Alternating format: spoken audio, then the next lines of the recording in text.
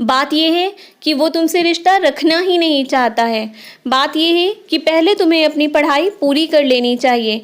बात यह है कि तुम्हें उसे तलाक नहीं देना चाहिए था।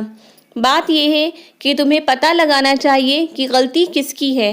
हाय एवरीवन, गाइस, आज की वीडियो में हम इन सेंटेंसेस को इंग्लिश में फ्रेम करना सीखेंगे। ओके, सो बात यह है कि इसके लिए हम इंग्लिश में एक फिक्स्ड फ्रेज यूज़ करते हैं, the point is that. The point is that. Okay, so guys, in sentences को इंग्लिश में फ्रेम करने के लिए सबसे पहले हमें बोलना होता है द पॉइंट इज़ दैट। उसके बाद में हम सब्जेक्ट बोलते हैं और फिर हम जो भी सेंटेंस में जो भी एक्शन होता है वो बोलते हैं। ओके, फॉर एग्जाम्पल आपको बोलना है बात यह है कि वो तुमसे रिश्ता रखना ही नहीं चाहता है।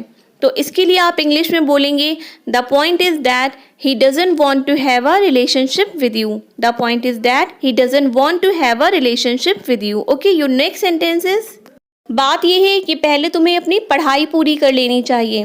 The point is that first you should complete your studies. The point is that first you should complete your studies.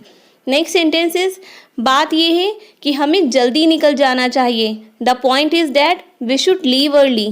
The point is that we should leave early. Next sentence is बात यह है कि तुम्हें उसे तलाक नहीं देना चाहिए था। इसके लिए इंग्लिश में बोलेंगे the point is that you shouldn't have divorced him. The point is that you shouldn't have divorced him.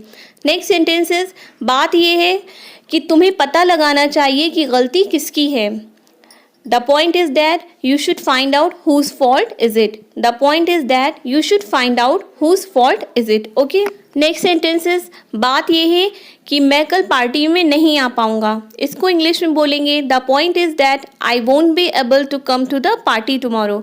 The point is that I won't be able to come to the party tomorrow. अब एक sentence आपके लिए आपको comment करके बताना है कि बात यह है कि वो हमेशा झूठ बोलता है, इसको इंग्लिश में कैसे बोलेंगे। Guys, I hope you like it. Don't forget to like, share and subscribe. Thank you.